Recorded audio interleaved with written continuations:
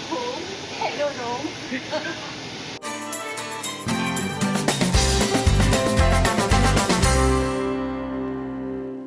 IST time से घर से निकले और बस CST टाइम से निकल रही है एंड हम भाग रहे हैं। Hello everyone and welcome back to my channel. आज का व्लॉग एकदम खास है क्योंकि हम जा रहे थे अपनी मच अवेटेड ट्रिप पे फॉर इटालियन समर रोम। सफ़र शुरू होता है लक्समबर्ग से। बस, प्लेन, पास्ता और कोलोसियम तक सब कुछ मिलेगा इस वीडियो में, तो वीडियो को एंड तक ज़रूर देखना। हमने फ्लिपको बस ली थी लक्समबर्ग से ब्रसेल एयरपोर्ट के लिए। टिकट पड़ा था 24.63 यूरोस का और ये एकदम स्पेसिफिक प्राइस है ताकि बजटिंग भी हो जाए आपकी। बस एकदम क्लीन थी, खिड़की के बाहर व्यूज़ मस्त थे और सबसे अच्छी बात 2 घंटे में पहुंचा दिया बिना रुकावट के।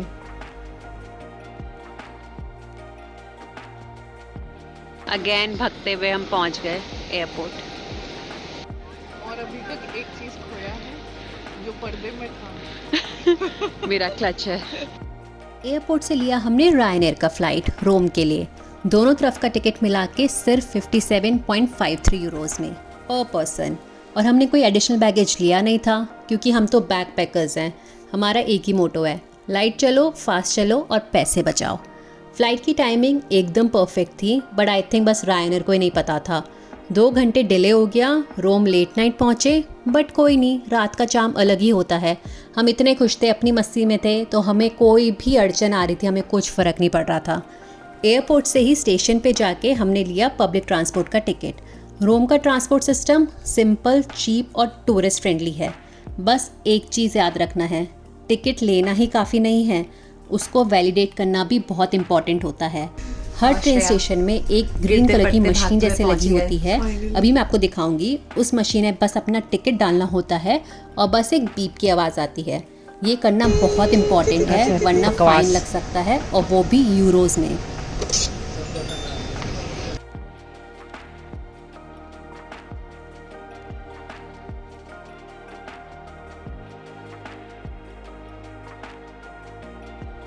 After a very long hectic day of travelling finally हम अपने होटल पहुँचे, लेकिन टाइम ऑलमोस्ट 10 के पार हो चुका था और उसका रिज़ल्ट लेट चेक इन का चार्ज 20 यूरोज़, और साथ ही हमको 300 यूरो कैश डिपॉजिट भी देना था जो कि रिफंडेबल था at the time of checkout, और एडिशनली 23.50 यूरो पर पर्सन म्यूनसिपल टैक्स भी देना था। फाइनली सारी पेमेंट्स करने के बाद हम थोड़ा सा रिलैक्स करें।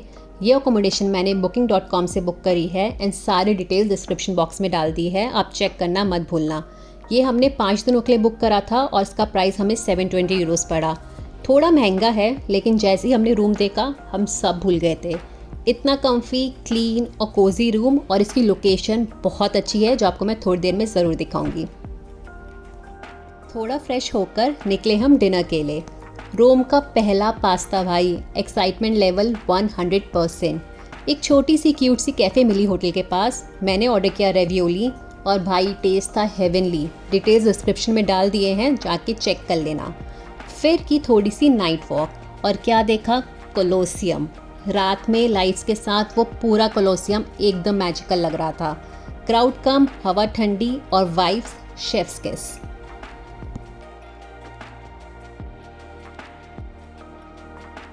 Hello again and now it's day 2। और जैसे मैं बता रही थी कि हमारा होटल थोड़ा महंगा था, बट इसकी लोकेशन एकदम A1 है। हमारे घर से ही डायरेक्ट कोलोसियम का व्यू था, विच इज़ परफेक्ट।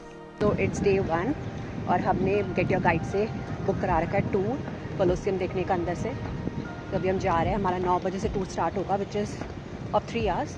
उसमें 3 जगह इंक्लूडेड है एंड हमने थोड़ा लास्ट मिनट बुक कराया था तो वो हमको 84 यूरो पर पर्सन पड़ा है, बट अगर थोड़ा जल्दी करा दो तो सस्ता भी पड़ सकता है। यहाँ की टिकट्स हमने गेट योर गाइड से बुक करी थी और सुबह 9 बजे की करी थी, सो दैट हम क्राउड को थोड़ा सा बीट कर पाएँ। और प्लान सिंपल था, कोलोसियम, रोमन फोरम और पैलेंटाइन हिल एक्सप्लोर करने का। हमारा गाइड भी मस्त था, ना बोर कर रहा था, ना ज्ञान पे ज्ञान दे रहा था, एकदम बैलेंस्ड। तो अगर आप सोच रहे हैं कि इतनी भीड़ में और इतनी बड़ी जगह पे हम कैसे अपने टूर गाइड से मिलें, तो मैं आपको बता देती हूँ। तो जब आप ऐप में टिकट बुक कराते हैं तो उसमें ही मीटिंग पॉइंट भी गिवन रहता है, तो आप गूगल मैप की लोकेशन से वहाँ पे जा सकते हैं।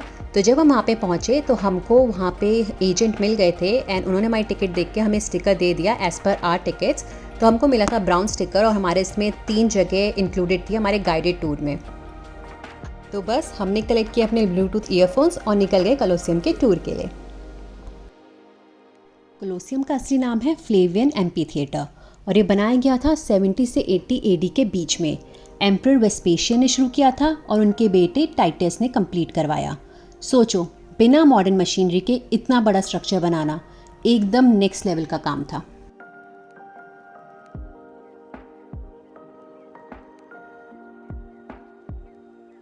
Skip the line entry ticket लेने के बहुत फ़ायदे होते हैं। एक तो ये बिल्कुल हैसल फ्री है, टाइम भी सेव होता है और बहुत ईजिली एंट्री हो जाती है। तो मैं जब भी किसी अट्रैक्शन में जाती हूँ तो आई मेक श्योर कि मैं skip the line entry ticket ही लूँ। और हमारी बहुत ही ईजिली एंट्री हो गई थी कोलोसियम के अंदर। थोड़ी सी चेकिंग के लिए ही लाइन थी बट वो बहुत ही फास्ट मूविंग थी तो उससे ज़्यादा फ़र्क नहीं पड़ा। तो चलिए, हमने तो एंट्री ले ली है कोलोसियम के अंदर, अब आपको भी इसके बारे में थोड़ा कुछ बताते हैं। ये कोलोसियम एलिप्टिकल शेप में बना है, मतलब गोल नहीं है, थोड़ा लंबा सर्कल है। इसकी हाइट है 48 मीटर्स और लेंथ लगभग 189 मीटर्स। अंदर अराउंड 50,000 से 80,000 लोग आराम से बैठ सकते थे, मतलब एकदम प्रॉपर स्टेडियम वाइब। और सीटिंग टियर वाइज डिवाइडेड थी। वीआईपी लोग सबसे नीचे, आम जनता बीच में और विमेन सबसे ऊपर। अरीना के नीचे था एक पूरा अंडरग्राउंड सिस्टम, टनल्स, लिफ्ट्स, केजेस, सब कुछ था। ग्लैडिएटर्स और वाइल्ड एनिमल्स को नीचे से स्टेज पर लाया जाता था एकदम ड्रामेटिक स्टाइल में। और हाँ, अरीना का फ्लोर वुडन होता था, ऊपर से सैंड डाला जाता था और वही सैंड अरीना का नाम बना हरेना।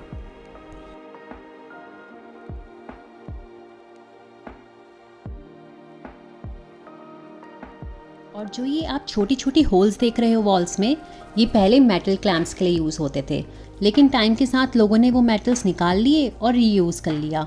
और फिर आए अर्थक्वेक्स, लाइटनिंग स्ट्राइक्स, इरोजन, लेकिन फिर भी कोलोसियम खड़ा है और हर साल मिलियंस ऑफ लोग यहाँ आते हैं सिर्फ इसकी एक झलक देखने।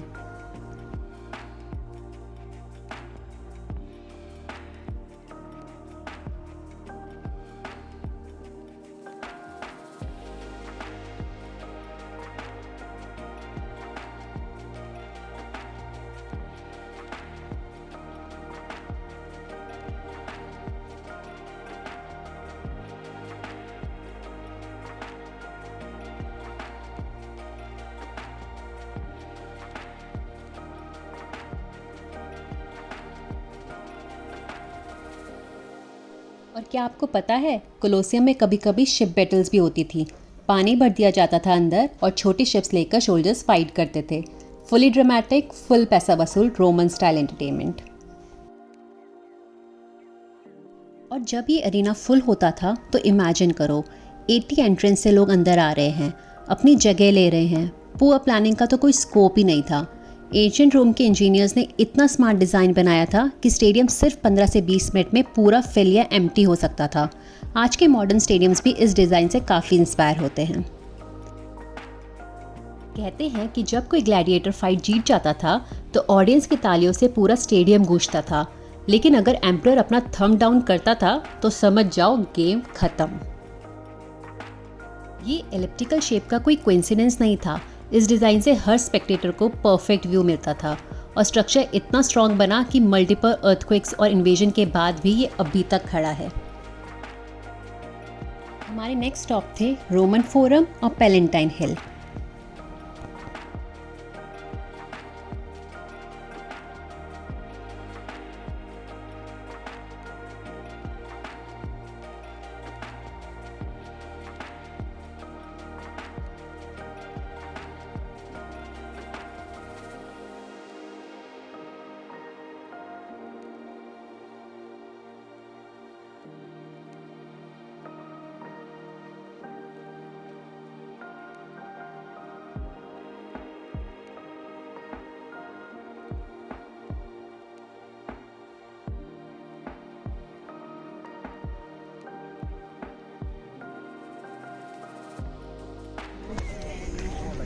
So Shreya, what's the review? Review, पहले सांस ले लूं, इतने श्रेया, सारे स्टेप्स हैं। Our 30s are catching up to us. घुटने बोल चुके हैं, गर्मी भी लग रही है। एंड में सिर्फ एंटरटेनमेंट देखने आए हैं यूरोप में। मतलब रोम में एम्परर लोग का सिर्फ एंटरटेनमेंट था, उसके लिए कोलोसियम बना दिया। वही देखने के लिए आए हैं। धूप भी बहुत तेज़ है बट ठीक है, एटलीस्ट ठंडी से तो अच्छा ही है, जैकेट कैरी नहीं करनी पड़ रही। हाँ, weather is very good, weather is good. कुछ लोगों के लिए बहुत गर्म है। हाँ, वो फैन भी कैरी कर रहे हैं। हाँ। इंडिया ड्रॉप कर दो उनको। हाँ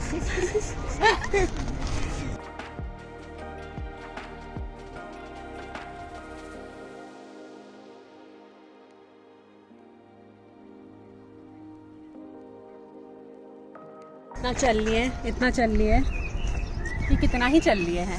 अभी सिर्फ 2 घंटे हुए हैं, ऑलमोस्ट आई थिंक 10,000 स्टेप चल लिए होंगे हम। It's really good, productive day. अभी हमारा गाइड रेस्ट ले रहा है तो हम भी रेस्ट ले रहे हैं।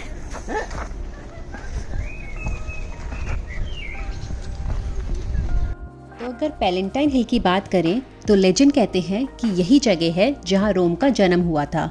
रोमुलस ने यहीं से सिटी की शुरुआत की थी और वही बना रोम का पहला किंग।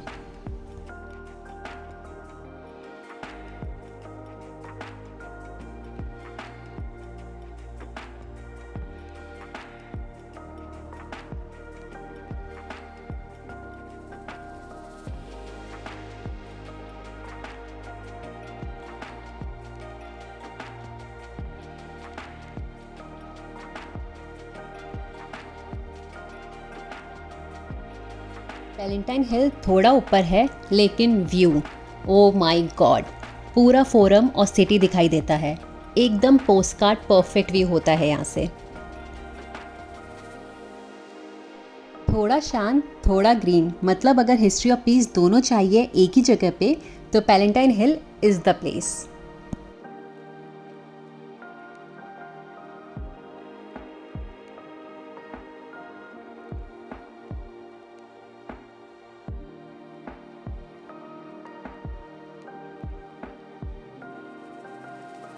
तो अब बात करते हैं रोमन फोरम की। ये जगह एंशिएंट रोम का हार्ट थी।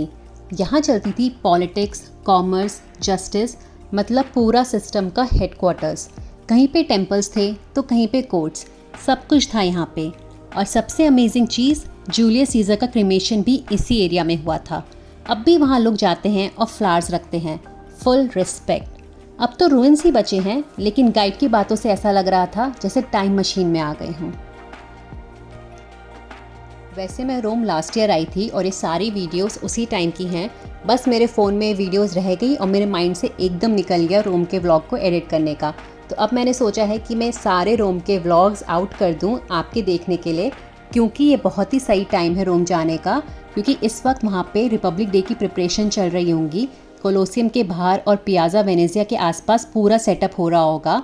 Italian flag, security arrangement, stage lighting, एकदम फेस्टिव वाइब्स रहती हैं। तो अगर आप रोम आने का प्लान कर रहे हो तो जून के आसपास ही आओ and definitely check out these Republic Day vibes.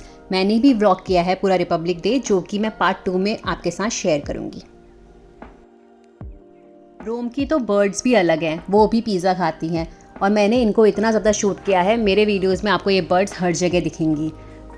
और फिर हम निकल पड़े थे रोम के सबसे फेमस स्पॉट पर, ट्रेवी फाउंटेन।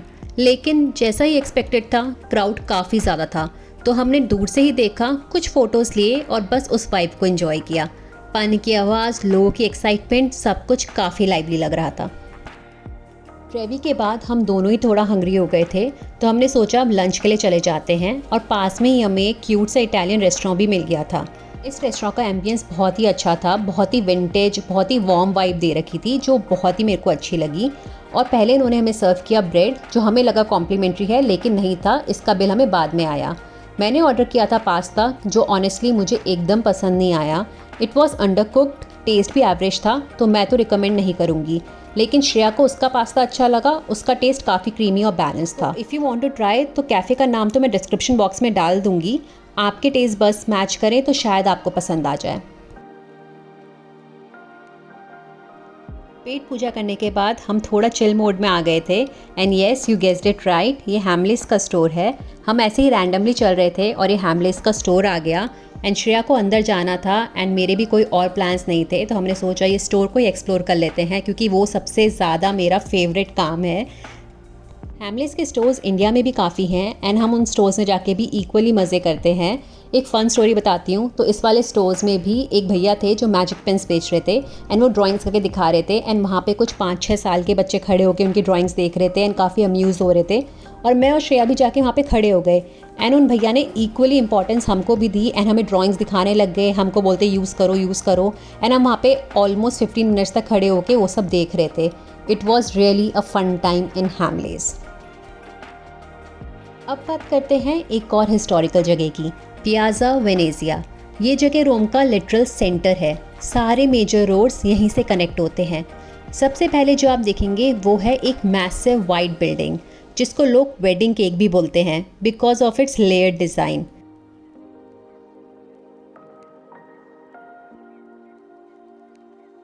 ये बिल्डिंग फुल वाइट मार्बल से बनी है और ऊपर इटालियन फ्लैग्स फ्लटर करते हुए दिखेंगे। बहुत ही रॉयल फील आता है। इसके सेंटर में एक टूम ऑफ अननोन शोल्डर भी है। एक शोल्डर जिसका नाम नहीं पता लेकिन जिन्होंने इटली के लिए अपनी जान दे दी।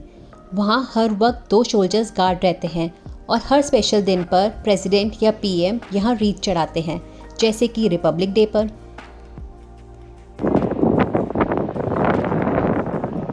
कैसा लग रहा है?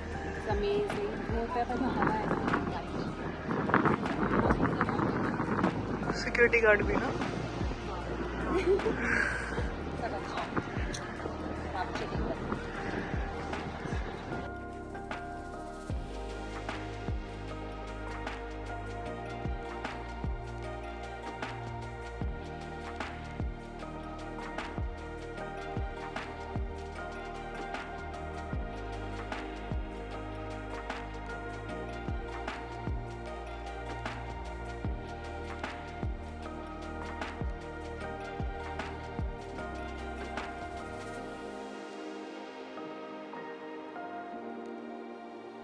हम मॉन्यूमेंट के ऊपर तक चढ़ गए थे। थोड़े स्टेयर्स हैं, थोड़ी मेहनत है, लेकिन एकदम वर्थ इट है। हमने वहाँ बैठ के थोड़ी देर रिलैक्स किया। काफ़ी पीसफुल था। टूरिस्ट तो होते ही हैं लेकिन जगह इतनी ओपन है कि कभी क्राउडेड फील नहीं होता।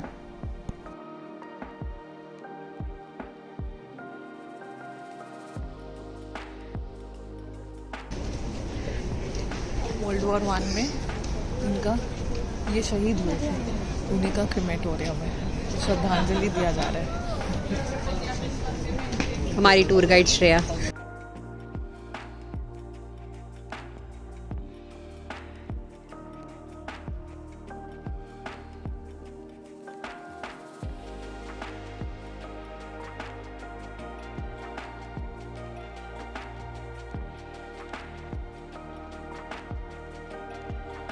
ऊपर से पूरे रोम का 360 डिग्री व्यू मिलता है।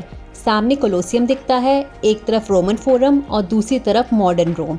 अगर आप और भी ऊपर जाना चाहते हो तो वहाँ एक ग्लास एलिवेटर भी है जिसका टिकट अलग से लगता है, लेकिन व्यू टोटली पोस्टकार्ड वर्दी है। तो ये था हमारा रोम का डे 1 और डे 2 का सफ़र। कमेंट्स में ज़रूर बताना कि आपको कौन सा मॉन्यूमेंट सबसे ज़्यादा पसंद आया। नेक्स्ट व्लॉग में मैं आपको दिखाऊंगी रोम का रिपब्लिक डे। और अगर आपको ये वीडियो पसंद आई हो तो लाइक, शेयर, सब्सक्राइब तो बनता है बॉस। बेल आइकन दबाओ ताकि नेक्स्ट व्लॉग मिस ना हो जाए। और हाँ, एक पैसे बचाने वाली टिप, पानी खरीदने की कोई ज़रूरत नहीं है। अपने साथ बस एक खाली बॉटल रखिए क्योंकि आपको ऐसी मशीन्स मिल जाएंगी जहाँ पे आप फ्री में पानी भर सकते हैं और काफ़ी जगह पे ड्रिंकेबल फाउंटेन्स भी हैं, तो आप वहाँ से भी बॉटल भर सकते हैं। तो मिलते हैं नेक्स्ट व्लॉग में। Until then, bye bye.